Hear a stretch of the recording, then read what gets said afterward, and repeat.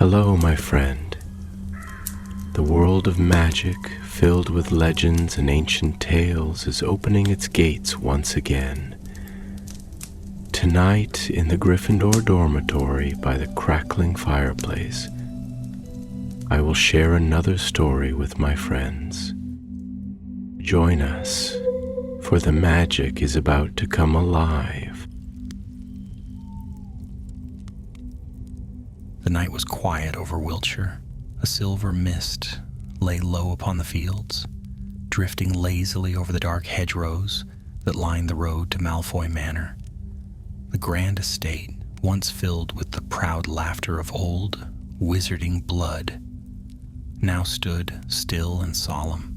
Its marble walls reflected the pale light of the moon, like bones catching breath in the dark. Inside, at the edge of a high-ceilinged study lined with aging portraits and shelves heavy with potion tomes, Draco Malfoy worked alone. His once white hair had softened with time, his sharp face less proud but still bearing the trace of an aristocrat's poise. A cauldron bubbled quietly before him, releasing a faint purple vapor that smelled faintly of sage and silver leaf. Draco's hands moved with steady precision, stirring thrice counterclockwise, then adding a drop of powdered moonstone. His voice was low as he murmured the charm of binding. The potion shimmered briefly, then cooled. Satisfied, he leaned back, rubbing his temples. It had been nearly 20 years since the war ended. In that time, Draco had built a quiet life for himself and his son, Scorpius. He had left behind the ambitions of his father, the bitterness of his youth, and the name that once carried so much weight, Malfoy. He was now a craftsman of potions, a scholar of forgotten brews. He sold his works to apothecaries across England, never attending public gatherings, rarely answering owls. He preferred peace to pride. Yet peace, as he was about to learn, is a fragile thing. That night, an owl struck his window. The sound was sharp, unexpected, a hollow thud followed by a soft hoot. Startled, Draco turned, wand ready in an instant. The bird was large, black-feathered, with eyes like drops of ink. It carried a small, weathered package bound in silver string. Draco frowned. No one sent him gifts. He untied the string and the package fell open to reveal something dark and familiar. A cloak, long, black, finely stitched, with green thread along the hems. Draco's breath caught. He knew that cloak. It was his father's, Lucius Malfoy's. He had not seen it since the night his father was taken to Azkaban. There was no note, only the faint scent of old smoke and the echo of a memory he wished to forget. He lifted the cloak gently. The fabric was cool beneath his fingers, smooth as glass. But as he unfolded it, something strange happened. A patch of silver light bloomed on the fabric. It began as a spot, like moonlight touching oil, then spread, twisting and curling into a pattern that burned cold and bright. Draco stepped back, his wand rising instinctively. The mark took shape before his eyes. A serpent coiled upon itself, its scales glinting like molten mercury. A serpent mark. Draco's heart raced. It was not the dark mark, and not exactly, but it carried a power that made the air hum. He felt a faint pull, as though the cloak were breathing. And then for the briefest instant, a whisper filled the room. A hiss, soft and slippery as water. Air of silver, the shadow stirs. Draco spun around, wand pointed at the corners of the study. Nothing. The air was still again. Only the faint silver stain remained, pulsing slowly upon the cloak's back. He swallowed hard, the memory of his father's voice echoing in his mind. Power demands loyalty, Draco. Never forget what blood you carry. Draco closed his eyes, gripping the cloak tightly. "Not anymore," he murmured. "I'm done with your ghosts." But when he tried to cast a cleansing charm, the silver mark resisted. It shimmered brighter, as if mocking him, and the charm fizzled out in midair. Outside, thunder rolled across the fields. The next morning brought the first whispers of trouble. An owl from the Daily Prophet arrived with the Morning Post and a headline that made Draco's stomach turn. "Series of magical thefts, mysterious serpent mark left behind." He read quickly. Several wizarding homes, one in Hogsmeade, another in Diagon Alley, had been broken into overnight. Powerful magical objects stolen, cursed jewels, enchanted books, ancient relics, and in every place the thief had left the same silver serpent symbol scorched into the floor. Draco stared at the cloak lying folded on his desk. The same serpent shimmered faintly on its surface. He felt the chill of dread crawl down his spine. He hadn't left Wiltshire in weeks. No one had visited him. No one could have known, yet here it was. His father's cloak, marked with the same serpent now appearing across the wizarding world. Was someone framing him? Or had he somehow been drawn into something darker, something that had been waiting all along for his return? That night, as the wind rattled the windows, Draco stood before the fireplace, staring into the flames. His mind raced. The silver stain glowed faintly on the cloak, and in the flicker of the firelight, he thought he saw a movement, like a shadow, sliding across the wall behind him. He turned sharply, wand in hand. Nothing, only silence. But when he looked back to the cloak, the serpent mark had shifted. Its silver coils now curled into a new pattern, an arrow pointing north toward London. Draco's jaw tightened. He'd spent years trying to distance himself from his father's sins, but the past, it seemed, was not content to stay buried. He folded the cloak and packed it into his satchel. Then, without another word, he stepped into the night, mounted his broom, and flew toward the faint lights of the city.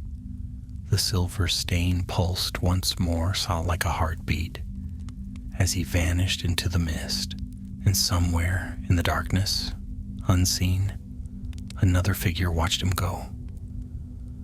The wind whipped against Draco's face as he soared through the misty night, his cloak snapping behind him like a ghost in pursuit. Below, the fields of Wiltshire stretched into darkness, glistening faintly with dew. Above, the moon hid behind a bank of clouds, casting the world in silver and shadow. Draco flew low, keeping close to the hedgerows and the winding country road that led north. His satchel pressed against his side, the faint glow of the serpent mark seeping through the leather like cold fire. He had no plan, no allies, and only a creeping sense that something far older and more dangerous than he understood was moving through the world again. As he neared the outskirts of London, dawn began to bleed over the horizon. The rooftops glistened with early frost, and the chimneys sent up curls of pale smoke. He descended behind an old brick building on Diagon Alley, his boots touching down in a puddle of rainwater. The place was quiet at this hour. Even the shops seemed asleep, their shutters drawn and doors locked. Draco pulled his hood up, careful not to reveal his face. Though many years had passed, there were still those who watched him with suspicion, who remembered the pale boy in Slytherin robes and whispered of darker loyalties. He wanted no attention now, only answers. He walked swiftly to the only place that might give him some, the Ministry of Magic.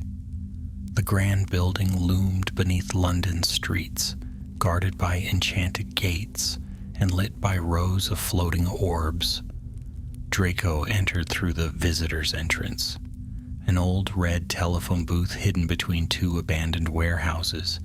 He dialed the familiar numbers, his voice steady, though his heart pounded. "Visitor to the ministry," said the enchanted voice. "Name and purpose?" "Draco Malfoy," he said curtly. "Business with the Auror office." There was a pause, then the glass of the booth shimmered, and with a whirl of magic the world spun away.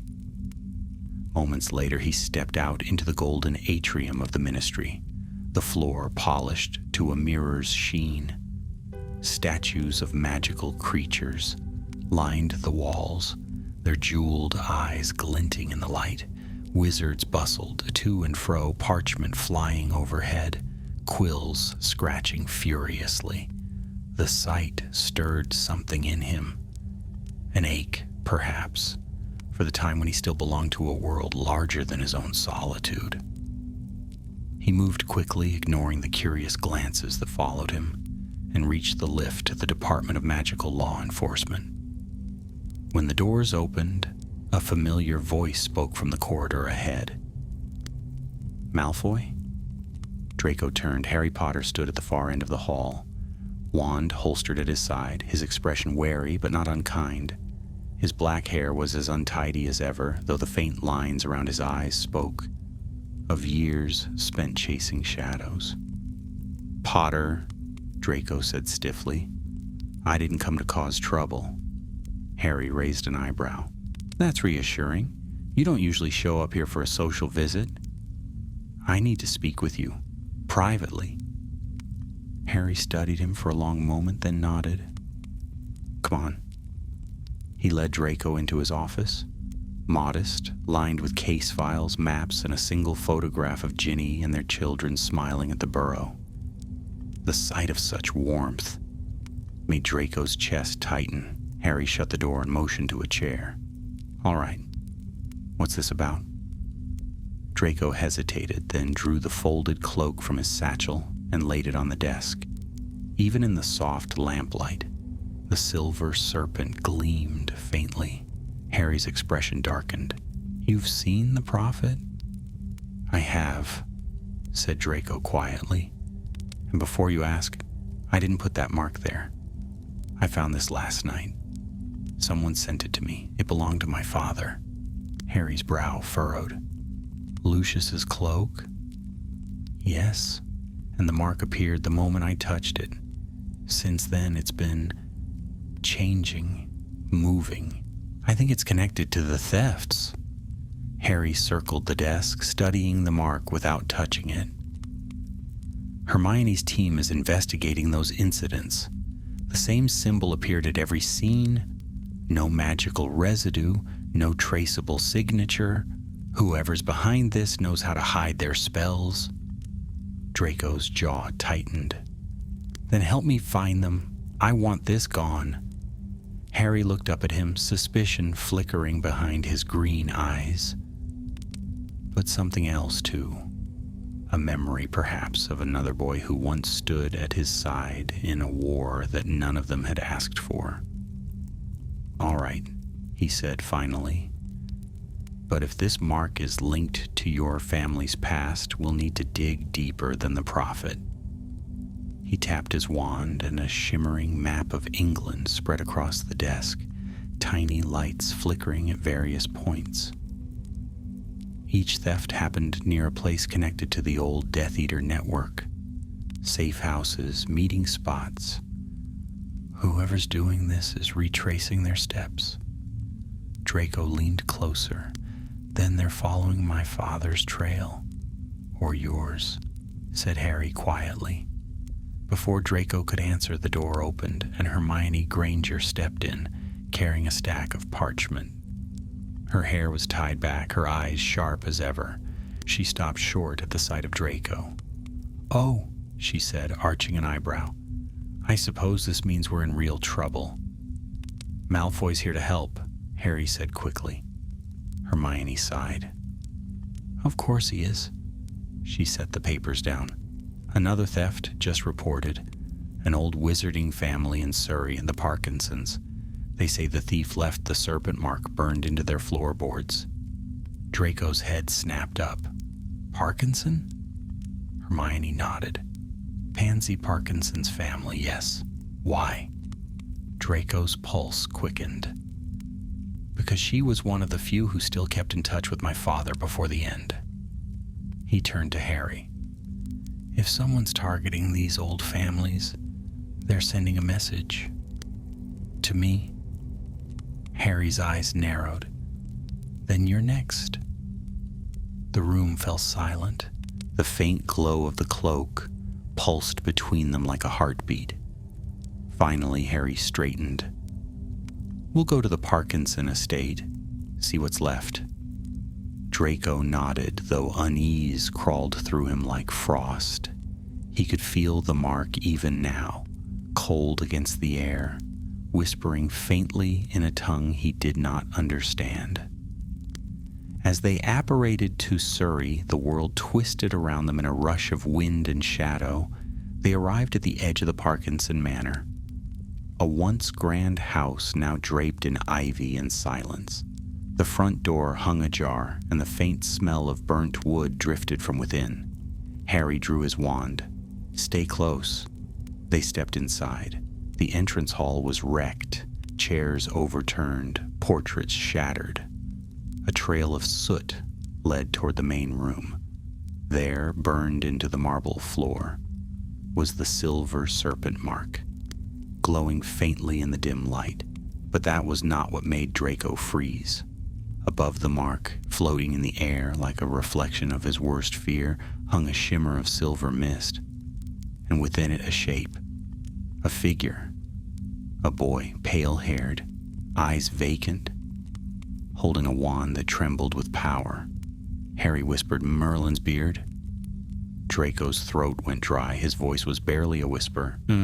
Scorpius. The boy's gaze flickered, lost, hollow, yet somehow aware. The silver stain pulsed brighter on Draco's cloak, as if answering to him.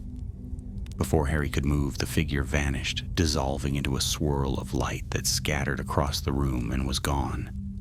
Only the faint hiss remained, a whisper sliding through the air. The air will finish what was begun. Draco stood frozen, the truth crashing over him like ice. The serpent's curse had found its way home. The silver mist faded, leaving behind the scorched marble floor and the echo of that whisper that seemed to twist through the air long after it was gone.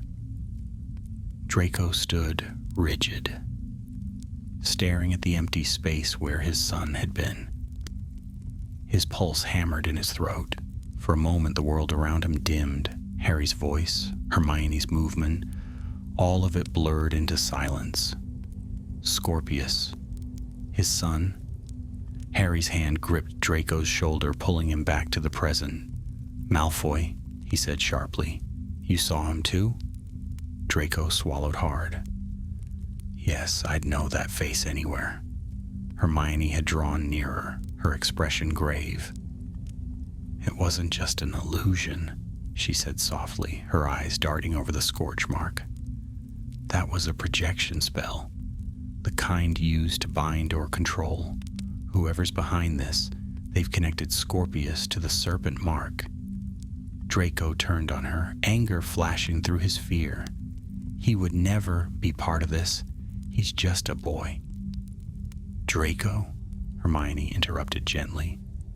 I didn't say he chose it, but it's possible he's being used. Used. The word struck deep, sharp as a blade. It was too familiar, a cruel echo of his own past. Harry knelt beside the serpent mark, running his wand just above the surface. The faint light pulsed in response. It's feeding on something, he murmured. Magic. But not ordinary spell work. Bloodline energy. That's why it reacts to you, Malfoy. You're tied to its source. Draco stared at the shimmering outline of the serpent. So it's feeding on my family. Harry rose, meeting his gaze. And if Scorpius is bound to it, The longer it lasts, the stronger the link will become. The realization struck Draco like a physical blow. He felt suddenly cold, his breath shallow. Then we destroy it. Not yet, said Hermione. We need to understand how it works first. If it's tied to Scorpius's magic, breaking it too soon might harm him. Draco's jaw clenched. Every instinct screamed at him to act, to tear that glowing mark apart with his bare hands if he had to. But he forced himself to stillness. He could not lose his son. Not after all he'd already lost. Harry glanced at him, his tone softening. We'll find him, Malfoy. I swear it. Draco said nothing. He simply turned and left the ruined room, the serpent mark still burning behind his eyes. The journey back to the Ministry was a blur. Draco scarcely remembered the sound of apparition, the swirl of magic that carried them through the cold morning air. His thoughts were consumed by the image of Scorpius, pale, lost, his wand trembling. By the time they reached the Auror office again, the day had fully broken. The corridors buzzed with voices, reports, and spellfire whispers. Hermione vanished into the Department of Magical Artifacts to study the residue samples, while Harry motioned Draco toward his office once more. Inside, the atmosphere was heavy, quiet. Harry spread parchment across his desk. Records of the thefts, lists of missing artifacts, maps marked with dates and symbols. Draco forced himself to focus. Look, said Harry, tapping the parchment. Each theft follows a pattern. Whoever's doing this isn't just stealing, they're collecting. And each item has one thing in common. They all belong to Death Eaters. Draco frowned. Relics of the old order. Exactly. Cursed jewelry, enchanted grimoires, relics from the First War, things that carried traces of the Dark Lord's influence. Hermione entered then, holding a worn ledger bound in black dragon hide. I think I found something, she said breathlessly. An old record from the Department of Mysteries. There was once a project, a forbidden enchantment called the Serpent's Veil. It was designed to preserve the will of a wizard through symbolic binding, a kind of magical echo. It was abandoned after the war destroyed, or so they thought. Draco's voice was low. You're saying this thing might be trying to bring Voldemort's legacy back? Hermione nodded grimly. Not his body, but his essence. His influence. The veil doesn't restore life, but it preserves intent. If someone has revived it, they could be channeling his ideology through bloodlines, through you, through Scorpius. Harry leaned forward, and that means whoever's behind it needs both of you to finish what was started. Draco's hands curled into fists. The memory of his father's voice, cold and proud, echoed in his mind again. Blood remembers its master. I won't let them have him, Draco said, his voice tight with resolve.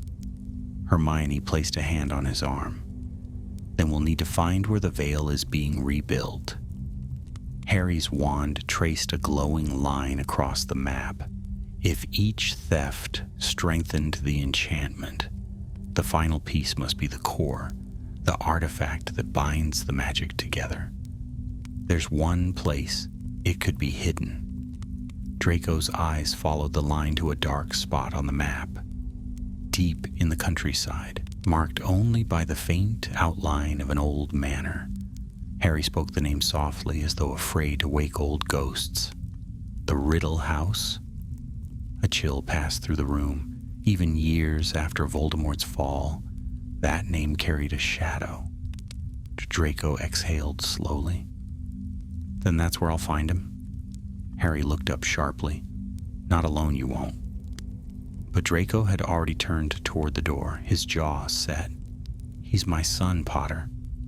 This began with my family, and it ends with me."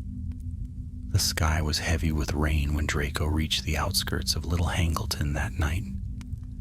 The village lay silent beneath a blanket of mist, the cobblestone streets slick and glistening.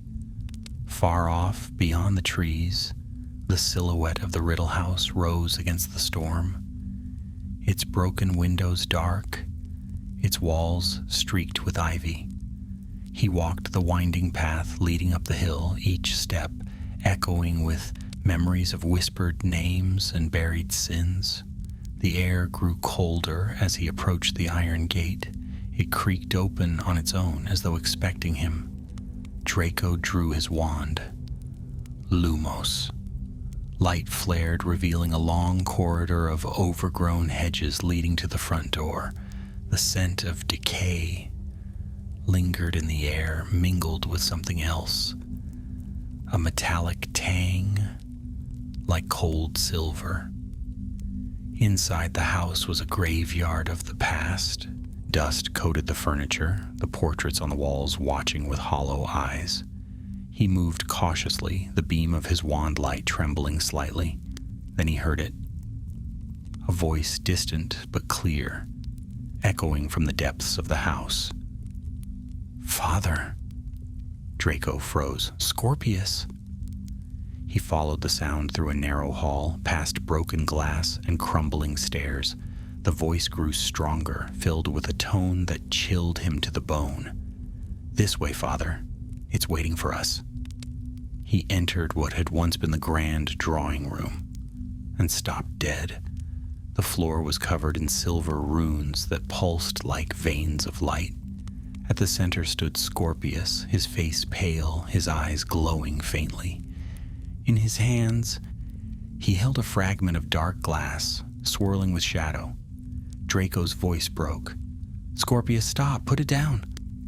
The boy looked up, his expression distant. "It wants to be whole again. The veil calls to me. It says our blood can finish what was begun." Draco stepped forward, heart racing. "You don't have to listen to it. Fight it, Scorpius."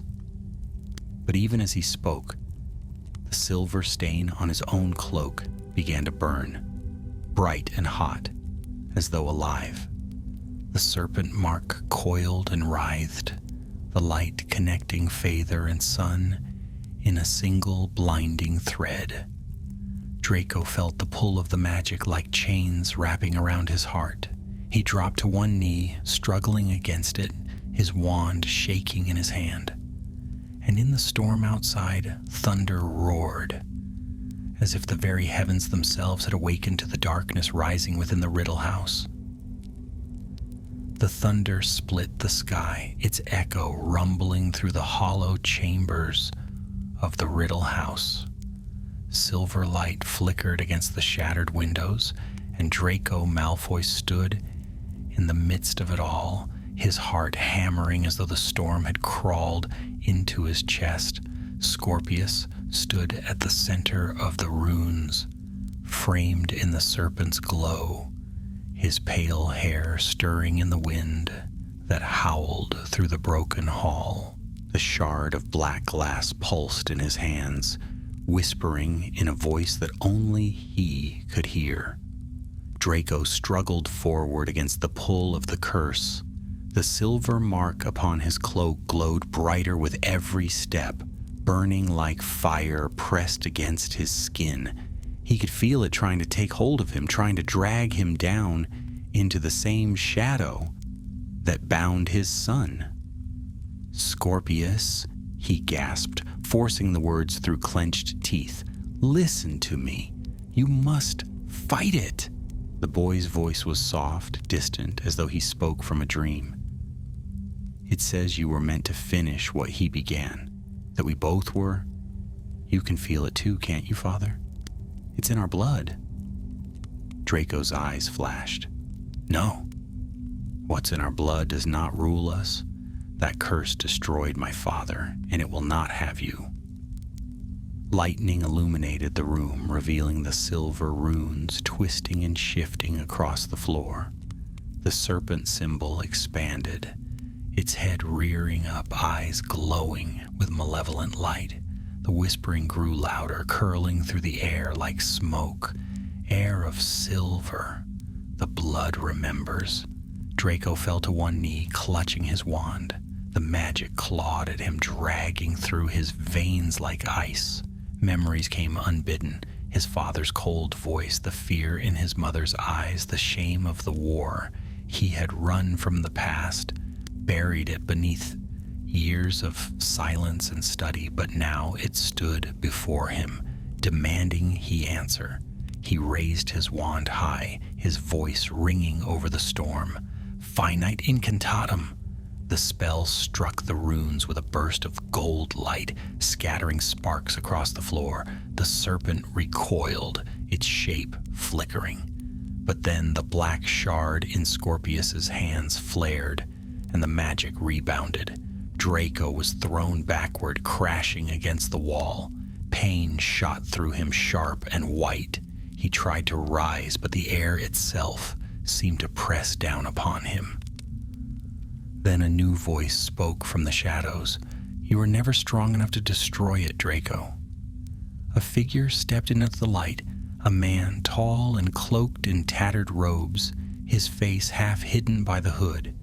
Yet even in the dimness, Draco recognized the pale gleam of his eyes. Lucius, Draco whispered, disbelief twisting his voice. The figure smiled faintly, though it was not warm. Did you think death could silence the Malfoy name? The veil does not forget its servants. It was not truly his father, he realized at once.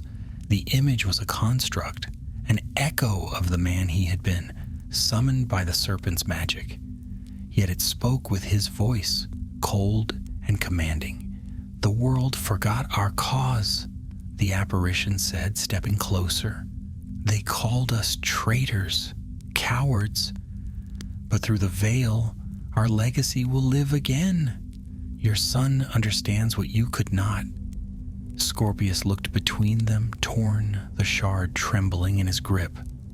Father, he says we can make things right, that we can bring back the old power. Draco forced himself upright, pain lancing through his side. The old power brought nothing but death. Look around you. This house, his house, was built on lies and fear. Lucius's image tilted its head, and yet fear once bowed before the name Malfoy. Will you throw away the chance to restore what was taken from you? Draco's grip on his wand tightened. Yes, he said, voice trembling with fury, because I have something better than your pride. I have my son, and I will not let you take him. The serpent's mark flared, blinding in its brightness. The illusion of Lucius flickered, its form distorting, but it did not vanish. Instead, the runes around Scorpius surged upward in a spiral of light, wrapping around the boy like chains. He cried out, falling to his knees as the shard's darkness spread through the room. Draco lunged forward, his voice raw. Scorpius. The storm outside roared, and in that instant another crack of light split through the room, not from the sky, but from within the house itself. Harry and Hermione apparated into the chaos, their wands already drawn. Merlin's sake, Harry muttered, shielding his face from the glare. He really did come alone. Hermione's eyes widened as she saw the spectral figure of Lucius Malfoy. That's not a ghost, she whispered. That's a binding echo, a fragment of his magical essence. Draco didn't look back. Help me break the link, he shouted. Harry raised his wand. On my mark. 1, 2. They both shouted together. Reducto. Twin blasts of blue light struck the serpent's rune circle. The air cracked with energy. The silver lines shattered, spilling sparks across the room. The illusion of Lucius faltered, his voice breaking into static. "You can't unmake blood." Then he was gone. The light collapsed inward, leaving behind only the sound of rain hammering against the windows. Draco stumbled toward his son, dropping to his knees beside him. Scorpius was shaking, his face pale, eyes wide but clear. The shard of glass lay in pieces at his feet, still smoking faintly. Harry lowered his wand, breathing hard. That was too close. Hermione knelt beside them, examining the broken fragment. "It's not destroyed," she murmured, "just dormant. The energy inside, it's still alive, waiting for a new host." Draco looked at his son, brushing a trembling hand over his shoulder.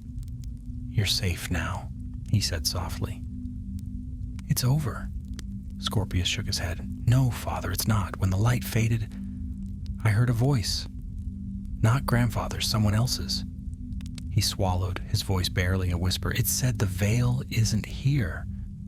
This was only its shadow." Harry and Hermione exchanged a glance. Draco frowned. "Then where is it?" Scorpius's eyes lifted, glowing faintly with the memory of that vision. "Underground," he said, "beneath the old safe houses, a place where the silver never dies." Hermione's face went pale. "He means the catacombs under Nocturne Alley." Draco rose slowly, his cloak still smoldering with faint silver light. His voice was quiet but steady. "Then that's where we'll end this. No more running, no more ghosts." Harry sighed, sheathing his wand. "I knew you were going to say that." Outside, the storm began to ease. The thunder rolled away into the distance, leaving only the soft patter of rain. Yet in the silence that followed, Draco felt the weight of what was still to come. The serpent mark upon his cloak had faded, but it was not gone. A faint shimmer still moved beneath the fabric, like a heartbeat waiting to return. He looked once more at his son, who stared into the dying firelight with eyes too old for his years. Whatever bound them to this darkness, Draco swore to himself, it would end with him. No more stains upon their name, no more silver shadows on black cloaks.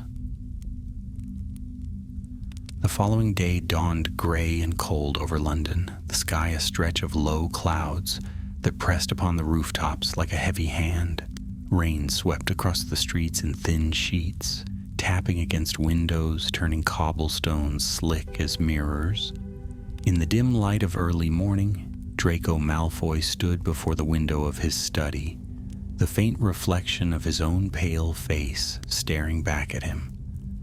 The serpent mark upon his cloak had quieted, but he could still feel its presence beneath the fabric, a slow, pulsing heat, like the heartbeat of some hidden creature. He had slept little.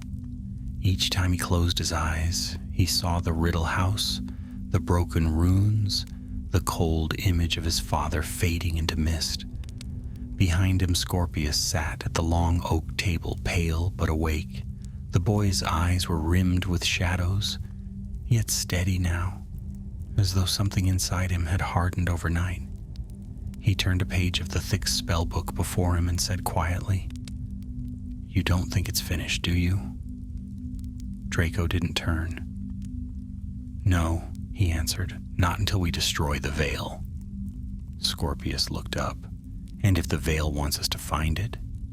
Draco faced him then. The boy was his mirror. Same pale hair, same sharp features, but the expression was softer, the pride tempered by something gentler. "Then," Draco said, "we go prepared?" Moments later, a knock sounded at the door. Harry and Hermione stepped inside, both cloaked against the rain. Harry's expression was grim. Hermione carried a leather case filled with scrolls and sealed documents. "I've confirmed what your son said," she said without preamble. There are traces of the Veil's enchantment beneath Nocturne Alley. Old catacombs built by Death Eaters during the First War. The Ministry thought they were sealed decades ago, but the energy readings say otherwise. Harry nodded. If the Veil's core is there, we'll need to destroy it completely. No fragments this time. Draco gave a short nod. Then we go tonight. Scorpius looked from one to the other. I'm coming too. Draco hesitated. No, you're not. I was part of this, Scorpius said quietly. It used me, Father. I can feel it still calling. If you face it without me, it will only find another way to reach us. Draco's first instinct was to refuse, to protect him as any father would. But deep down, he knew the boy was right. The curse was tied to both of them, to the Malfoy line itself. One could not be freed unless the other was. Finally, he said, Then you stay close to me. Don't act unless I say so. Scorpius nodded once. Hermione began unrolling the scrolls, spreading them across the table. The parchment bore sketches of the underground tunnels. Twisting corridors marked with runes and warnings. There's one chamber at the center, she said, pointing to the drawing. It was once a place of worship for those who serve the Dark Lord. If the Veil exists anywhere, it's there. Harry's jaw tightened. And what about defenses? Old curses, wards tied to bloodlines, but if Draco and Scorpius are linked to the enchantment, they may be able to pass through. Draco gave a thin smile. For once, our family name may be useful. That evening, when the city had fallen into shadow, the four of them met in the alley behind Borgin and Burke's. The shop was shuttered, the street silent save for the drip of water from the eaves. A single lantern burned above the door, its light flickering weakly. Harry led the way through a concealed door behind the counter, down a narrow staircase that wound deep beneath the shop. The air grew colder, damp with the scent of stone and time. Their footsteps echoed as they descended, the only sound in that endless dark. At the bottom of the stairs, the tunnel opened into a vast cavern. The walls glimmered faintly with veins of silver ore, casting eerie reflections that danced upon their faces. Hermione raised her wand. Lumos Maxima. The light flared, revealing the long passage that stretched ahead, carved with serpents and strange symbols, all gleaming faintly with enchantment. Draco felt a shiver crawl up his spine. The architecture, he murmured, it's ancient. Older than Voldemort. He must have found these tunnels and claimed them as his own. They moved forward slowly. The deeper they went, the heavier the air became. Magic thrummed in the walls, alive, restless, whispering in 100 unseen voices. Scorpius reached for his father's hand once, his fingers trembling, but Draco squeezed them firmly. When they finally reached the central chamber, all four stopped short. It was a vast, circular hall, its ceiling lost in shadow. At its center rose a great archway made of black stone streaked with veins of liquid silver. The arch shimmered faintly, its surface rippling like water. Draco felt the pull of it at once, a deep, magnetic force that tugged at the core of his being. "The Veil," Hermione whispered. The voice that came from the arch was not loud, but it filled the chamber, soft as silk and cold as night. At last, the blood returns. The silver mark on Draco's cloak flared to life. Across from him, Scorpius gasped as a matching light burned upon his chest. The veil pulsed in response, and a shape began to form within its shimmering surface. A shadow, tall and thin, with eyes like molten silver. Harry stepped forward, wand raised. Whatever this thing is, It ends now. The shadow moved closer and the voice deepened. You cannot destroy what is part of you. The Malfoy line is bound to the serpent's veil. One must fall for the other to fade. Draco's heart clenched. You lie. The shadow's laughter was soft, mocking. Then prove it. The air crackled with magic. The runes on the floor ignited in a circle of fire, trapping them all inside. The veil's surface rippled violently, and from its depths, spectral serpents burst forth, twisting coils of light and shadow. Harry and Hermione reacted instantly, hurling spells that filled the chamber with bursts of blue and gold.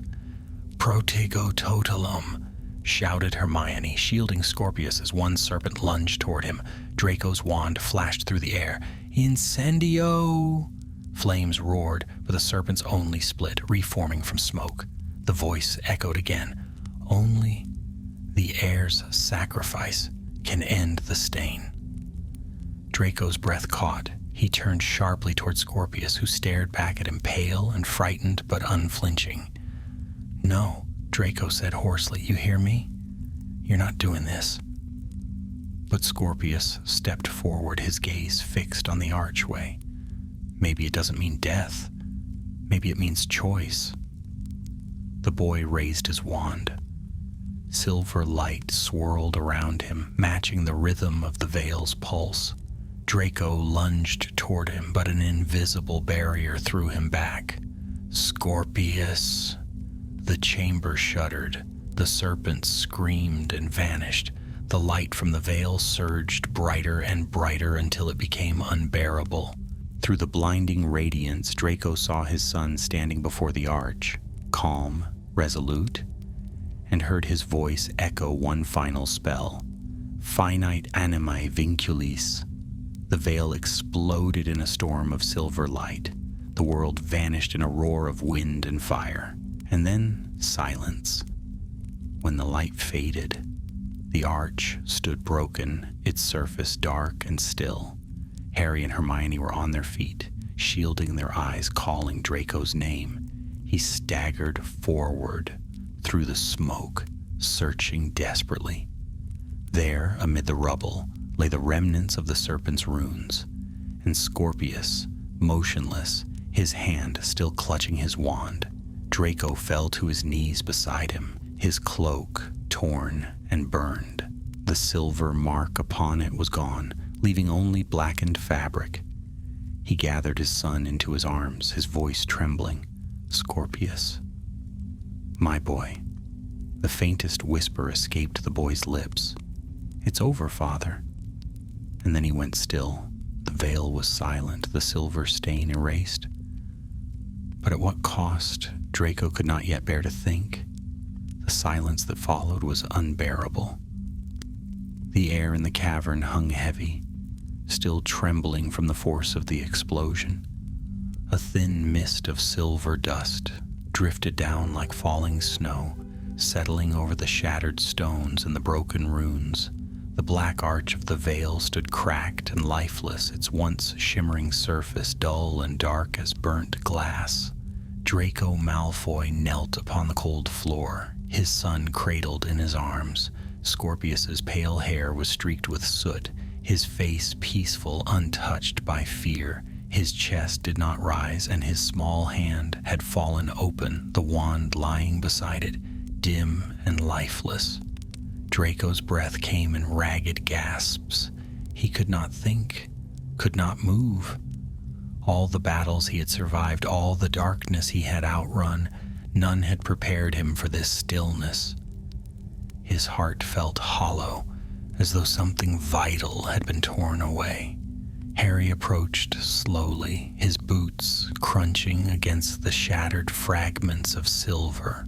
He stopped a few steps away, lowering his wand. Draco, he said softly, his voice barely a whisper, the veil is broken. You did it. He did it. Draco did not look up. His voice was a rasp. He wasn't supposed to pay for my sins. Hermione knelt nearby, eyes glistening. She murmured a diagnostic spell, her wand tip glowing faintly as she hovered it over Scorpius's heart. The light flickered, weak but not gone. "There's something," she whispered. "He's not." Draco's head snapped up. "What?" Hermione's expression tightened in concentration. "The veil's magic hasn't fully released him. It's holding him between worlds. Not alive, not gone. His soul is caught in the remnants of the binding spell." Draco clutched his son's hand. "Then bring him back." Hermione shook her head. "I can't. The magic that bound the veil was older than any of our spells. But if we can find the heart of the enchantment, the core that survived the blast, there may be a way to restore him before it fades completely." Harry looked around the ruined chamber. "If any part of it survived, it'll be in the Heartstone, the focus point of the veil's power." Draco rose unsteadily, still holding Scorpius against his chest. "Then help me find it. Now." The three moved through the wreckage, wands alight. The silver dust swirled around them, whispering faint echoes as they passed, fragments of words that had once belonged to the veil. The sound of it crawled under the skin like wind through broken glass. Near the base of the arch, half buried in rubble, Draco's light caught something. A shard of crystal, no larger than a heart, still glowing faintly with inner light. "There," he said, pointing. Harry crouched beside it, examining the fragment carefully. "It's unstable if you touch it directly." But Draco had already reached for it. The moment his fingers brushed the surface, the world shuddered. The silver glow flared, racing up his arm, burning like liquid fire. He heard voices, hundreds of them, all whispering his name. The chamber faded, replaced by a vast void of swirling light. And in that endless brightness stood Scorpius. He looked whole, untouched by wounds, surrounded by a faint silver radiance. When he turned, his expression was calm, his voice clear. "Father." Draco's breath caught. "Scorpius?" He reached out, but his hand passed through the air as though through water. "You're caught in the veil. I'm going to bring you back." Scorpius shook his head slowly. "You can't. The veil took a part of me when I destroyed it. It won't let go easily. Then I'll make it?" Draco's voice broke. "I won't lose you too." The boy stepped closer. "You can't fight the past forever. It has to end, Father. The magic was bound to our name, to our blood. If it isn't claimed, it will rise again. But if one of us stays, it ends for good." Draco stared at him, realization dawning. No, I've spent my life running from my father's shadow, from all of it. I won't let you suffer for what I couldn't undo." Scorpius smiled faintly, the same quiet, shy smile that had always reminded Draco of his mother. "Then you already know what you must do." Draco took a trembling step forward. "There has to be another way." "Perhaps there is," Scorpius said softly. "But only if you believe that you are more than your father's son." The light around them began to fade, replaced by the dim outline of the broken cavern. Draco could feel the weight of the real world pulling at him again. Hermione's voice calling from somewhere far away, Harry shouting his name. Scorpius looked up at him one last time. "You taught me to be brave. Now you must be too." The light shattered. Draco gasped and stumbled backward, falling hard against the stone floor. The shard of the veil lay beside him, cracked and fading. His hands were empty. "Draco!" Hermione cried, rushing forward. "What happened?" He looked down at Scorpius's body. For one terrible moment it was still. Then faintly his chest rose, a shallow breath, but real. Draco's knees buckled. He let out a sound that was half sob, half laugh, and pressed a shaking hand to his son's hair. Harry exhaled sharply, lowering his wand. He did it. Somehow he did it. Hermione's eyes were wide with awe. The veil must have released him when the core shattered. But how? Draco looked down at the faint crack in the crystal shard, the last remnant of the curse. He made a choice, he said quietly. He gave up the shadow's hold. Scorpius stirred, his voice weak. Father? Draco leaned close, his heart in his throat. I'm here, my boy. It's over. Scorpius blinked, confusion and relief mingling in his gaze. I saw Grandfather, but he was fading. He said it was done. Draco closed his eyes, the words sinking into him like sunlight. After years of storm, Hermione touched his shoulder gently. We need to get you both back to the surface. The magic down here is collapsing. Indeed, the walls around them were beginning to tremble, dust falling in thin streams from the ceiling. Cracks ran through the floor, glowing faintly, as the last remnants of the veil's power bled away. Harry took Scorpius's arm, supporting him as Draco rose. Together, the four of them made their way through the tunnels, their wand light flickering over the stones. The path behind them crumbled, swallowed by the dark. When they emerged at last into the rain-soaked alley, the night air struck them like a blessing. The storm had passed. The clouds were breaking apart, revealing faint glimmers of dawn. Scorpius leaned against his father, weak but smiling. It's gone, isn't it? He murmured. Draco looked down the alley, where the first light of morning touched the puddles like spilled silver. He nodded. Yes, he said softly, it's gone. Harry sheathed his wand. The Ministry will seal the tunnels. No one will ever touch that magic again. Draco said nothing for a moment, only gazed up at the brightening sky. See that they don't. Hermione gave him a weary smile. You've changed, Draco. He looked at her, the corner of his mouth twitching faintly. Perhaps I've just finally learned who I am. As the sun broke through the clouds, its light caught on the edge of Draco's cloak. There was no trace of silver now, no stain, no mark. Only black fabric, clean and whole. He wrapped it around his son's shoulders and led him toward the waking streets. Behind them, the old shadows sank back into silence, buried at last beneath stone and time. And for the first time in many years, Draco Malfoy walked toward the light, not as a man fleeing his past, but as one who had finally set it free.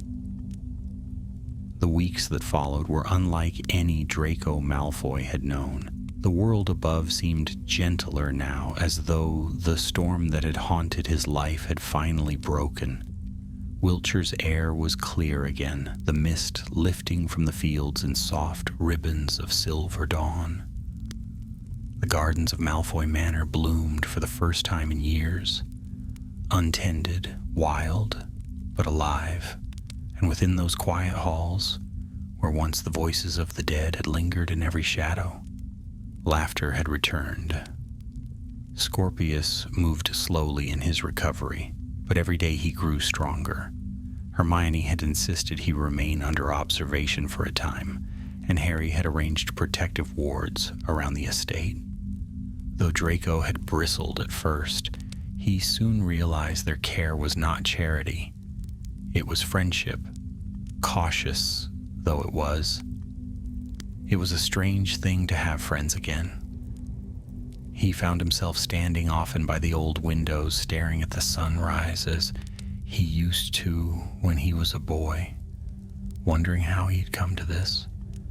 A life no longer bound by the stain of his father's choices.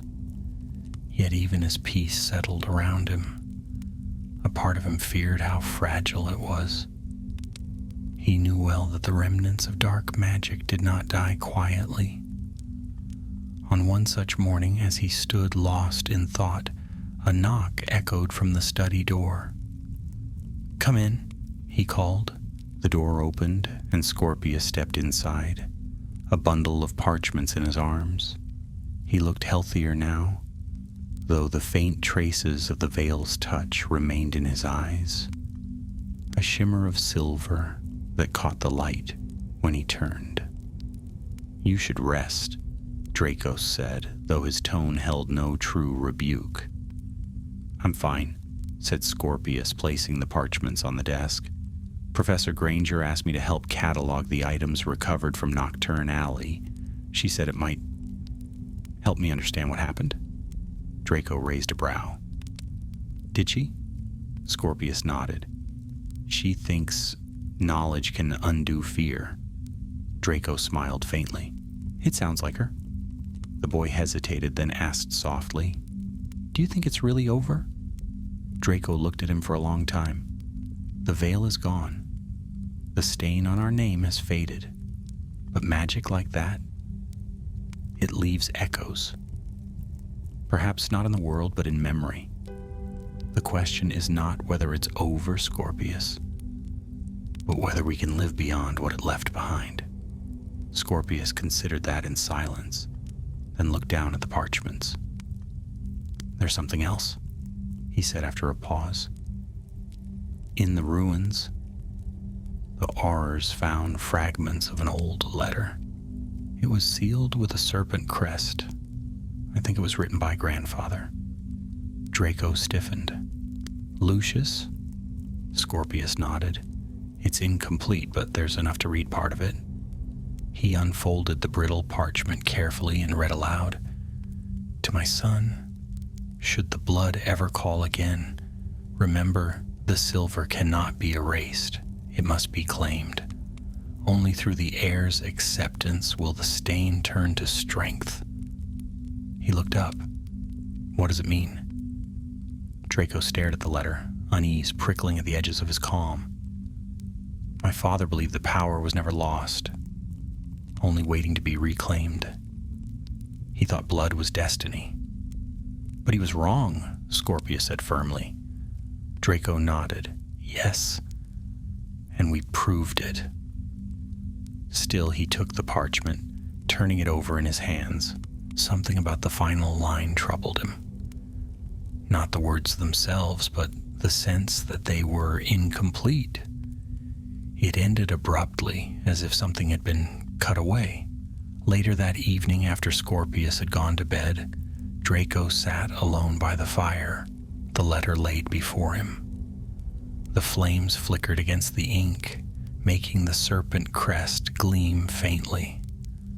For a moment he thought he saw it move. A trick of light, perhaps, or imagination. But the serpent's eyes seemed to glint with something more than reflection. He pressed his fingers to the parchment, half expecting the mark to burn as it once had on the cloak. But nothing happened. Only the faint whisper of wind against the window. He let out a breath he hadn't realized he was holding and leaned back in his chair. The house was quiet, the portrait slept. And yet, he could not shake the feeling that something unseen still lingered in the air. Not a threat, but a presence. The kind that watched, patient and eternal. Outside, the night deepened. The moon rose, spilling its pale light across the manor grounds. Draco's eyes grew heavy, and he dozed beside the fire. He dreamed. He stood again before the ruins of the veil, but the chamber was whole. The walls smooth, the arch unbroken. A soft silver mist filled the space, glowing faintly. From within it, a figure stepped forward, tall, robed, face hidden by shadow. Draco reached for his wand, but the figure raised a hand. "You need not fear me," it said, its voice neither male nor female, but vast, echoing through the air like a memory. "The stain you bore was not a curse. It was a test." Draco frowned. "A test? To see whether the heir of the old blood would fall or rise. The magic that bound your line was not born of malice, but of warning. Power unchecked becomes corruption. You were meant to destroy it, and in doing so, redeem what was lost. Draco's breath caught. Then the veil was never merely evil, said the voice. It was a mirror. It showed you what you feared most, yourself. And only through the act of sacrifice could that mirror break. The mist swirled around him. The figure began to fade. What happens now? Draco asked. Now, the voice said softly, the silver is yours to bear, not as stain but as light. Remember that when the next shadow falls. The world dissolved. Draco woke with a start, the fire crackling low. The letter lay where he had left it, the serpent crest still glinting faintly in the dim light. For a moment he thought he saw something new, etched beneath the last line. A faint shimmer of silver script, barely visible. Strength lies not in blood, but in choice. He sat for a long while, staring at those words. Then, with a quiet exhale, he folded the letter and placed it inside a small wooden box. One that bore no crest, no mark of lineage. He locked it away in his desk, not as a relic of the past, but as a reminder. When morning came, the first rays of sun broke through the window, lighting the study in gold. Scorpius was already awake, standing by the window, gazing toward the fields, where the wind stirred the tall grass. Beautiful, isn't it? He said when his father entered. Draco smiled. It is. Scorpius turned to him, his eyes bright. I've been thinking. I might go to Hogwarts early and help with the archives. Professor Longbottom said there's work restoring the old greenhouses. Draco's heart swelled with pride. Then go. Make something new of what came before. The boy grinned. Will you be all right here? Draco looked around the sunlit room at the shelves of old books and the soft glow of morning. For the first time in a long while, he said quietly, I think I will. When Scorpius left later that week, the manor felt emptier, but not lonely. It felt alive again, filled with light that no longer feared its own reflection. And as Draco stood at the gate, watching his son vanish into the horizon, he thought of the silver stain that had once haunted him, now gone, now transformed, and realized that it had never truly been a curse. It had been the beginning of redemption. The wind stirred his cloak, black as ever, but when the sunlight caught it, a faint shimmer of silver danced across the fabric. Not a stain, but a reminder of light, hard-won. Draco Malfoy smiled. For the first time, the past no longer held him. The world stretched wide and waiting before him, and the morning air carried no ghosts, only promise. Summer ripened over Wiltshire, warm and full of light. The long shadows that once crept over the manor's grounds seemed to have fled, replaced by the bright hum of bees and the soft rustle of wild flowers in bloom. Yet, beneath the calm beauty of the season, a faint unease stirred, a sense that the world, though healed, had not forgotten. Draco Malfoy felt it most keenly when he walked the corridors alone at night. The manor was old, steeped in memories, the walls remembered. Though the heavy darkness that had once choked its halls was gone, the silence seemed to listen now. Not hostile, but expectant, as if waiting for something. He would pause sometimes before the great tapestry of the Malfoy lineage, its silver threads gleaming faintly in the candlelight. His father's face, proud and cold, stared down from its embroidered frame. Once Draco could not have borne that gaze. Now he looked upon it steadily. I ended it, he would murmur to the silent room. Whatever legacy you bound us to, it's over. But the tapestry, like the man it depicted, gave no reply. When Scorpius wrote from Hogwarts a week later, his letters were filled with quiet wonder. He spoke of tending the greenhouses under Professor Longbottom's careful guidance, of learning the properties of rare herbs, of laughter shared with old friends from every house.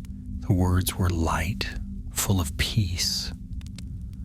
And for Draco, they were both comfort and pain.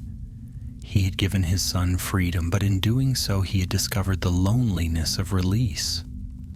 Still, he kept busy.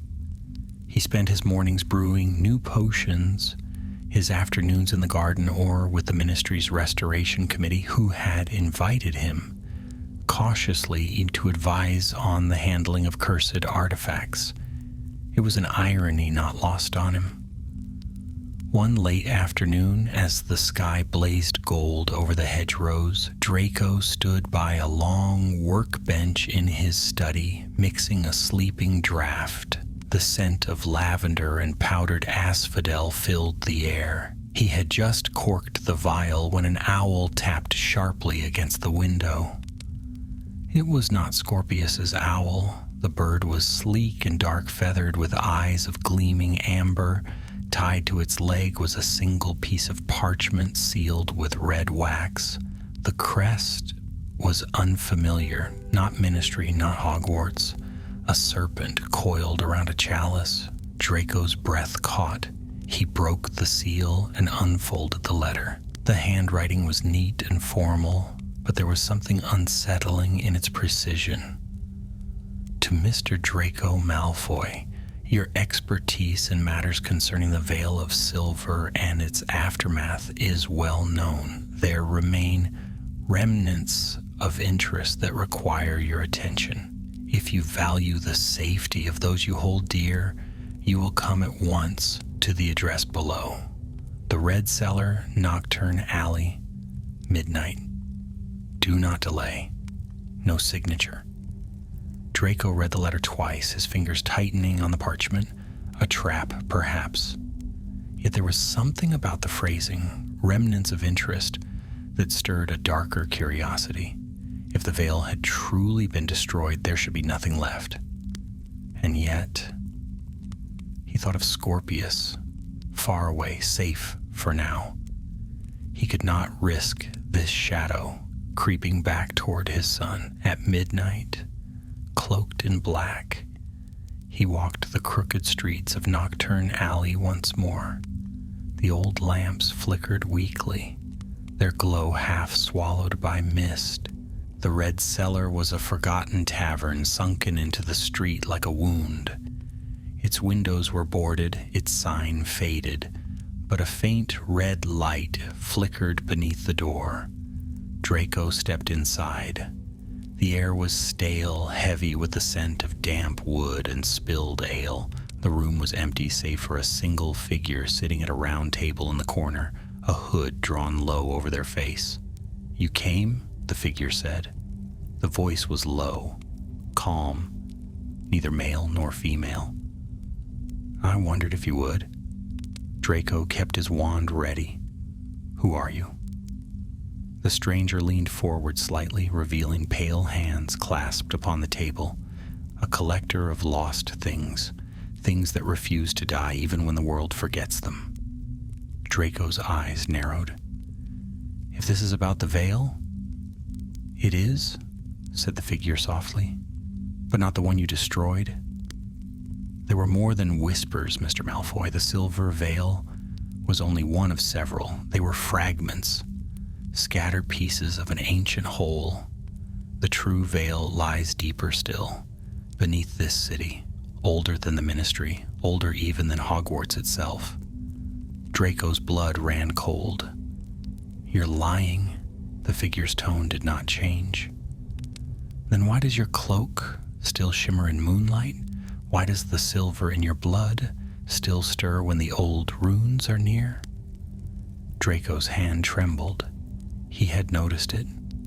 Faintly, the shimmer that sometimes flickered On the edge of his cloak, as if light still clung to him, he had dismissed it as memory, illusion. But the stranger's words cut too close. "What do you want from me?" he demanded. The hooded figure rose, moving toward him with slow, deliberate steps. "To finish what your son began. To cleanse not only your bloodline, but the world's. The veil's fragments call for the hand that broke their twin." Draco raised his wand. "I will not be your weapon." The stranger smiled faintly. "You misunderstand. The veil no longer needs a weapon. It needs a guide." Before Draco could react, the figure lifted a hand, and the room's red light flared blindingly bright. A rush of wind roared through the tavern, scattering dust and splinters. Draco stumbled backward, shielding his eyes. When the light faded, the figure was gone. On the table where they had sat lay a single object, a shard of crystal, identical to the one that had once held the veil's heart. It pulsed faintly with silver light. Draco's pulse quickened. He hesitated only a moment before wrapping it carefully in his cloak. If this was a remnant of the ancient magic, he could not leave it here. He returned home as dawn broke, the sky paling above the hills. Exhausted, he set the shard upon his work table. The faint glow illuminated the room in cold, beautiful light. For hours he studied it, running tests, casting charms, searching for traces of the curse. But what he found unsettled him even more. The shard was not cursed, it was alive. It responded to touch, to sound, even to thought. And beneath its glow, faint and steady, was a heartbeat. As he stared, a whisper brushed his mind. Soft and distant, but unmistakable. "You cannot destroy what was never meant to die." Draco jerked back, heart racing. The shard dimmed once more. He locked it away deep within his study's hidden cabinet, sealing it with every protective charm he knew. Then, unable to shake the voice from his head, he wrote to Harry Potter. "Something remains." When the owl flew into the brightening dawn, Draco stood alone in the silence, his reflection glimmering faintly in the darkened window. And though the first light of morning touched his face, he could not shake the feeling that the silver stain, long thought cleansed, had begun to shimmer again beneath his skin. The letter reached Harry Potter at midday, carried by a restless gray owl whose feathers shimmered strangely in the sunlight. He'd been in his office at the ministry, surrounded by files and parchments, when it landed before him, tapping the desk with a deliberate rhythm that made his skin prickle. The message was brief. 5 words in Draco Malfoy's unmistakable hand. "Something remains. Come at once." By the time Harry arrived at Malfoy Manor, the sun was sinking behind the hills, bleeding gold and crimson across the Wiltshire sky. The manor's gates stood open, and mist clung to the ground like a waiting thing. Draco met him in the entrance hall. He looked tired, older than the last time they had spoken, the faint shimmer of silver still glinting at the edges of his cloak. "Potter," he said quietly, "I'm glad you came. You made it sound urgent." "It is." Draco led him through the house, down the long corridor to the study. The room was dim, lit only by a few candles, and the glow of something locked within a glass case on the work table. Harry's eyes narrowed. "That's..." "Yes," Draco said grimly. "Another shard. It came to me last night." Harry stepped closer, his wand drawn. The crystal pulsed faintly as though alive, the light within it shifting like a heartbeat. "How?" Draco told him everything. The letter, the hooded stranger, the warning about the true veil. He spoke calmly, but his voice carried the weight of sleepless hours and a fear he could no longer ignore. When he finished, Harry was silent for a long moment. Then he said, "You should have come to me sooner." "I couldn't," Draco replied, eyes on the shard. "If what they said was true, I couldn't risk leading it to anyone else." Harry frowned. "And you believe this person? That there's another veil?" "I didn't," Draco said softly, "until this appeared." The shard pulsed once, brighter, as if aware of their words. Harry studied it carefully. Hermione should see this. Draco's hand shot out, gripping his arm. "No, not yet. The fewer who know, the better. We don't know what this thing is capable of." Harry met his gaze. "And what do you plan to do? Keep it here, hidden in your house?" Draco hesitated. "For now?" But even as he said it, the air in the room shifted. A faint hum, like the distant echo of a whisper. The candles flickered and the shard's glow deepened to a molten silver. Harry raised his wand. "What's it doing?" Draco stepped forward, placing a hand on the glass. The moment his fingers touched it, the whisper became a voice. "Heir of silver, bearer of choice, the heart remembers." The light flared, engulfing the room. When it faded, they were no longer in the study. They stood in a vast, empty chamber of stone, circular, smooth, and lined with runes that pulsed faintly like veins beneath the surface. Above them, no ceiling was visible, only an endless expanse of silver mist. Harry's breath caught. "Where are we?" Draco looked around slowly. "Inside it," he said. "Inside the shard." The air was thick with power. It hummed through their bones, alive and aware.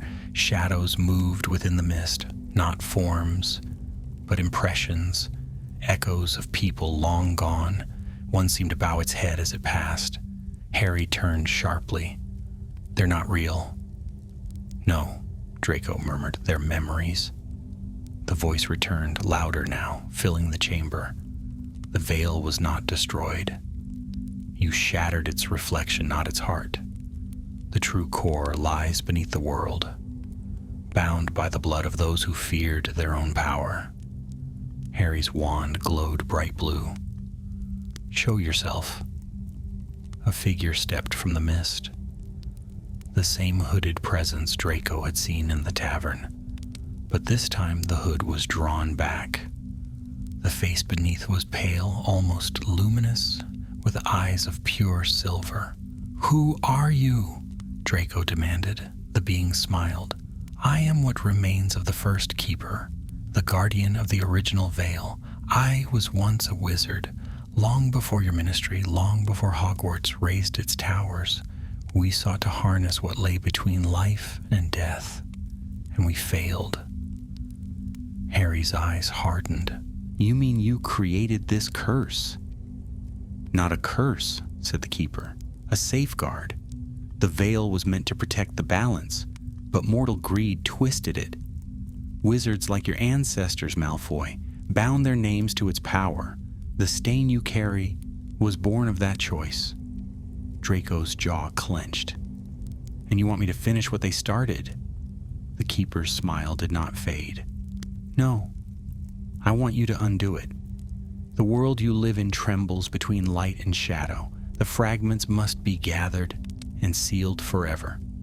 Only one bound by the silver blood can do it."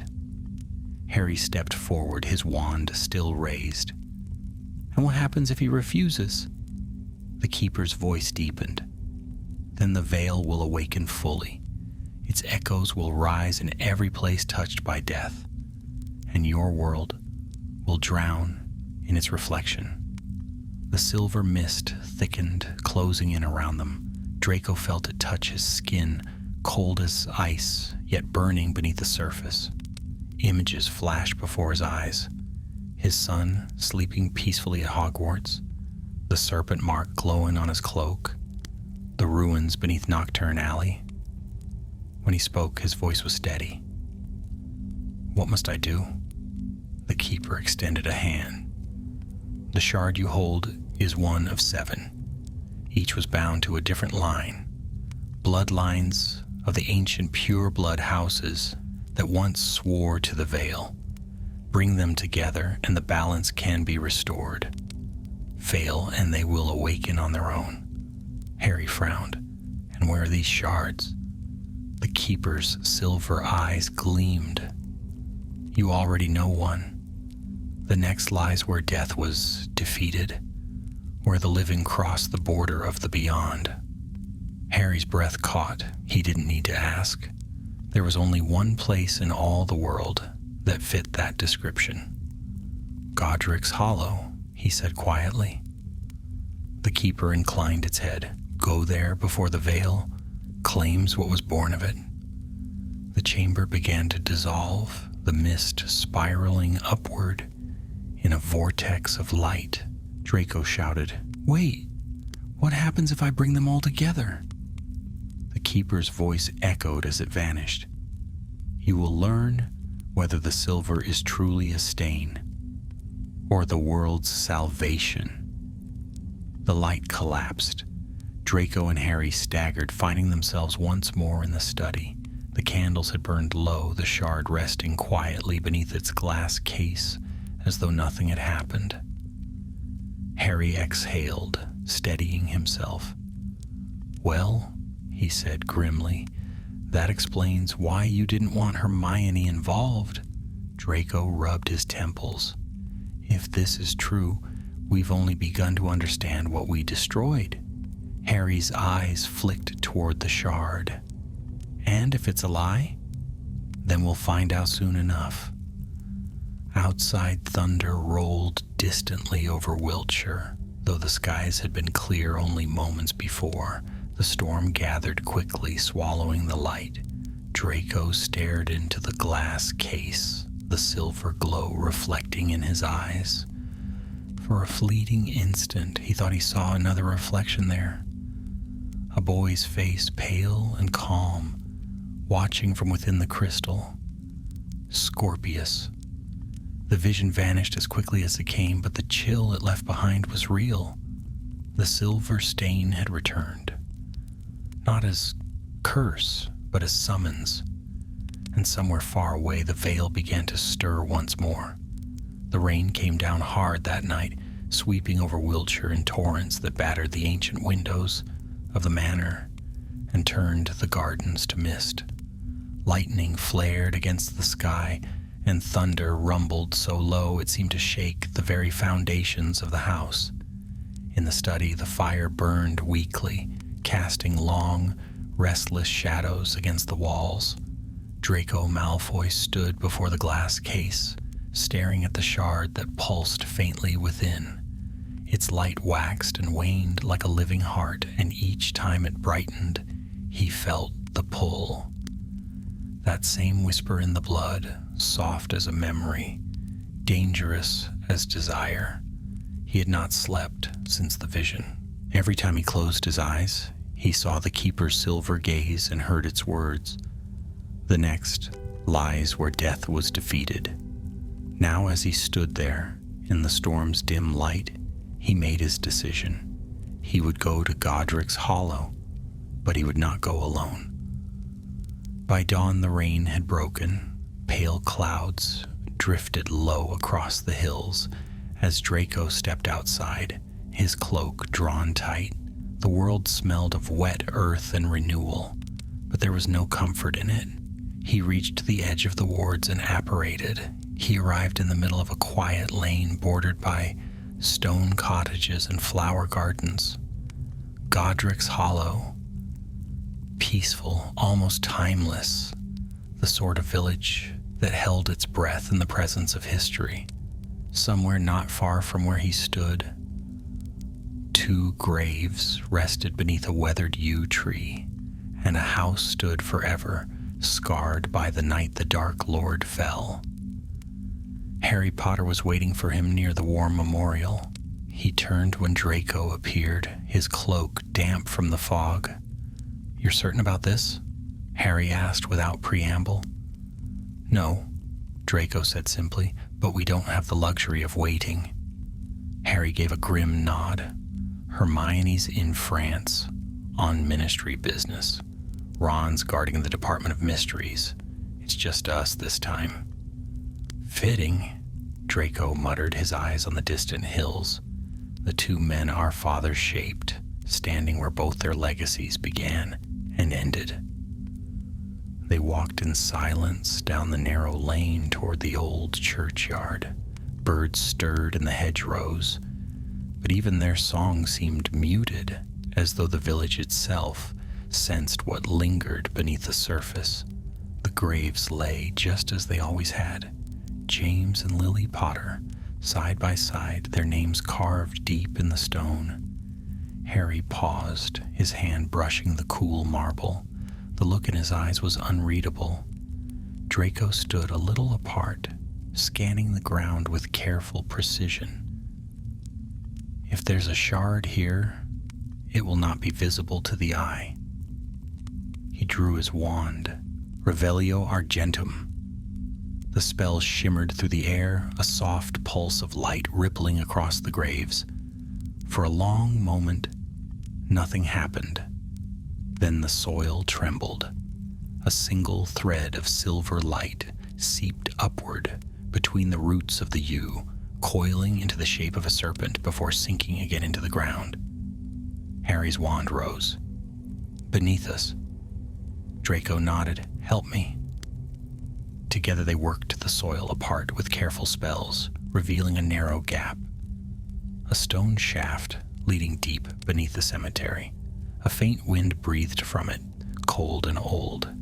Harry glanced at him. "After you." Draco gave a thin smile. How generous. They descended. The passage wound down into the earth, its walls slick with moss, its air filled with the scent of damp stone and decay. The deeper they went, the brighter the silver glow became, until at last they emerged into a cavern. Vast and domed, its ceiling carved with ancient runes. At the center of the chamber stood an altar of black granite, and upon it, resting like a jewel, lay the second shard. It was larger than the first, and within its crystalline heart something moved. A shadow, shifting and coiling like smoke. Draco's breath caught. Merlin's blood? Harry took a cautious step forward. "Do you feel that?" "Yes," Draco said softly. "It's alive." As they approached, the air grew colder. The runes on the walls flickered with silver fire, and a low hum filled the chamber, a resonance that set their teeth on edge. Harry whispered, "It's like the Deathly Hallows all over again." Draco shot him a sharp look. "Don't start that again." But before either could say more, the shard pulsed, and the shadow within it surged outward. The light exploded. For a heartbeat, Draco saw nothing but silver. Then a figure took shape, tall, robed, its face hidden behind a mask of glass. Its voice filled the air, deep and resonant. "The second keeper greets you, heirs of shadow and light." Harry's wand flashed up. "Enough with riddles. What are you?" The being tilted its head. "I am memory. I am what was left to guard what cannot die. You seek to gather the shards, but you do not understand what they hold." Draco stepped closer, his eyes burning. "Then tell us." The keeper's gaze fell upon him. "They hold the bridge between the living and the lost. Each fragment is a door, and each time you awaken one, the boundary weakens." Harry froze. "You mean we're making it worse?" The keeper's voice softened. "Only if you do not seal them once they are found. But beware, for when all 7 doors open, the final passage will reveal what even death cannot claim." Draco's throat went dry. "You're saying the true veil leads beyond death itself." The being inclined its head, "and to close it, you must walk its path." Harry shook his head. "No, we've already lost enough to that place." The keeper turned its gaze upon him. And yet, it calls to you, most of all, Harry Potter, you who once crossed it and returned. The ground trembled, dust sifting from the ceiling. The shard's glow intensified, cracks forming along its surface. Draco shouted, "It's unstable. We need to seal it." Harry nodded, raising his wand. "On 3! 1, 2, 3. Their spells collided in a burst of light, wrapping the shard in a sphere of golden energy. The cracks sealed, the hum subsided, and silence fell. The keeper's form began to fade. The third waits beneath the sea, in the ruins of a kingdom lost to time. Seek it soon, for the veil has begun to wake. Then the chamber shuddered violently. Stones fell from the ceiling. "Time to go," Harry shouted. They ran, the tunnel collapsing behind them, dust choking the air. By the time they reached the surface, the morning sun had broken through the clouds. They stood in the churchyard, covered in dirt and ash, the grave of Lily and James untouched, serene as ever. Draco held the second shard wrapped in his cloak. It pulsed faintly, warm against his chest. Harry turned to him. "We're in over our heads, Malfoy." Draco gave a weary smile. "We were born there, Potter." They stared at the graves in silence. Beneath their feet, the earth was calm again, but both men knew it was only temporary. As they left the village, a faint ripple passed through the air, unseen, unheard by any but the restless dead. Deep below the world, in places where no light reached, something vast stirred. The veil's true heart had felt the awakening of its shards, and it began to dream once more of the world it had lost. The sea stretched vast and gray before them, its waves rolling like molten glass beneath a sky streaked with storm clouds. The wind was sharp, carrying the scent of salt and old magic, the kind that had slept for centuries beneath the ocean's heart. A lonely lighthouse stood on the edge of the cliff, its beams slicing through mist and spray, and beneath it, the entrance to another secret waited. Draco Malfoy stood at the edge of the rocks, cloak whipping about him, the two shards hidden carefully in a leather satchel at his side. Their light pulsed faintly through the fabric, like twin hearts beating in uneasy rhythm. Beside him, Harry Potter tightened his grip on his wand and scanned the horizon. "The third shard lies beneath the sea," Harry said, half to himself. "The keeper said a kingdom lost to time. Do you think he meant Atlantis?" Draco finished, his voice low. "A myth, even by wizarding standards. But myths have teeth, and if the veil reached even there, then it's older than any of us imagined." The waves struck the rocks below, hissing and foaming. A narrow path led down toward the water, carved from stone so ancient it might have been shaped by dragons. As they descended, the air grew colder, the world narrowing to the roar of the sea and the taste of salt upon their tongues. At the base of the cliff stood a circle of standing stones, half buried by tide and time. Strange runes gleamed faintly upon their surfaces.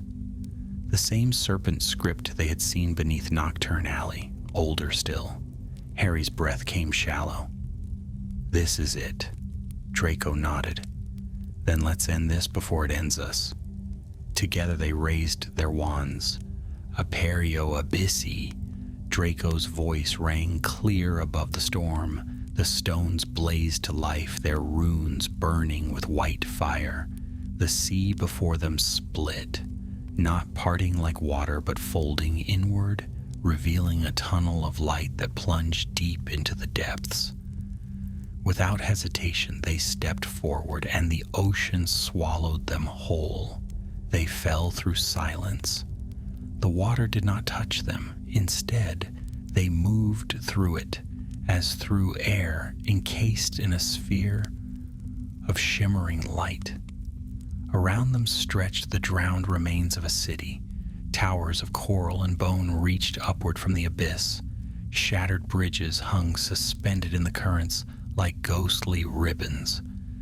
And at the heart of that ruin, upon a throne of black stone, sat a figure.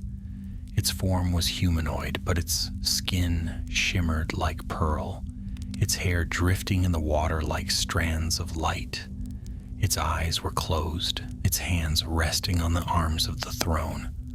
A faint glow pulsed from its chest, the unmistakable gleam of another shard. Harry's voice was barely a whisper. The third keeper. As if hearing his words, the figure's eyes opened.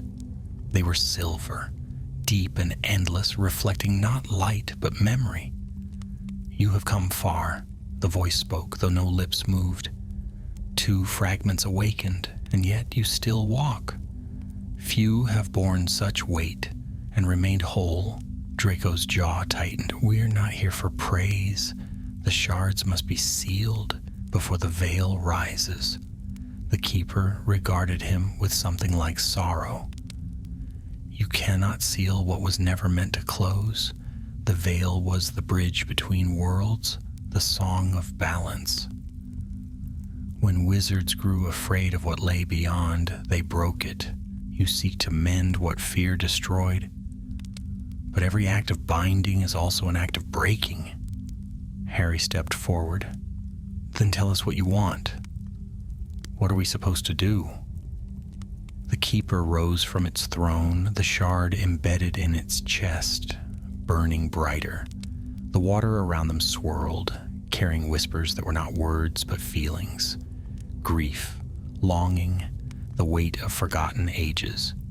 "You must understand," it said softly, "the veil does not hunger for death. It hungers for remembrance. For every soul lost, another shard awakens. To close it, one must walk the path between, one who bears both the stain and the light." Draco froze. The meaning struck him at once. "You mean me?" The keeper inclined its head. "The silver blood remembers, but you cannot do this alone." It turned its gaze to Harry, the one who crossed and returned, his heart still bound by that passage. "Together you may weave what was torn." The sea darkened, the ruins trembled, cracks split through the coral towers, and a sound rose from the deep.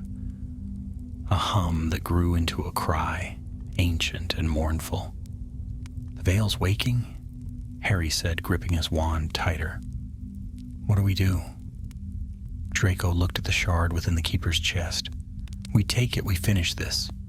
He moved forward, but the keeper raised a hand. "To take it is to bear its memory. You will see what was lost.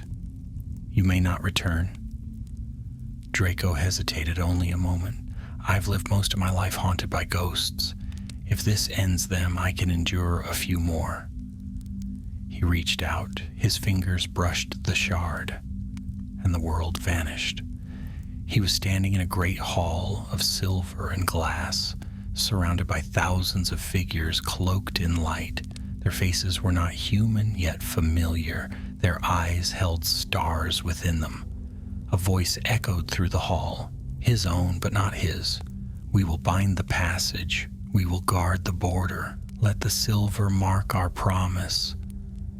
Then pain, a flash of blinding light, and the hall crumbled, the shards scattering across time.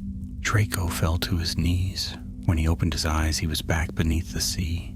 The keeper was gone, its throne shattered, the shard glowing in his hand. Harry knelt beside him. "You all right?" Draco's voice was hoarse. "I saw them. The ones who built the veil. They didn't mean for it to become what it is. It was never meant to trap souls. It was meant to guide them." Harry looked at him sharply. "Then it's not a curse at all." "No," Draco said quietly.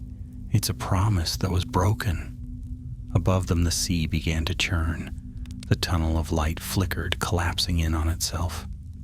"Go," Draco said, clutching the shard. "Get out." Harry grabbed his arm. "Not without you." But Draco tore free, thrusting the shard into Harry's hands. "Take it to the surface, to my son. He'll know what to do. The light listens to him now." "Draco, go!" The magic erupted, a surge of force that hurled Harry upward through the water. Draco was thrown back into the ruins, the light consuming him. When Harry burst from the waves, gasping for breath, the sea was calm again. The lighthouse still stood, but the cliffs below were empty. He clutched the shard to his chest, its light dim and trembling. "Malfoy," he whispered, staring at the horizon. The wind carried no answer, only the cry of distant gulls and the endless sound of the sea. Far below, where no sunlight reached, the ruins glowed faintly once more. Among the scattered stones, a single figure drifted, eyes closed, surrounded by a halo of silver light. Draco Malfoy was not dead. Not yet. He had crossed the boundary between worlds, his soul caught between life and shadow, and as the light of the shard pulsed in the depths, a new voice whispered through the dark. Calm, certain, and waiting.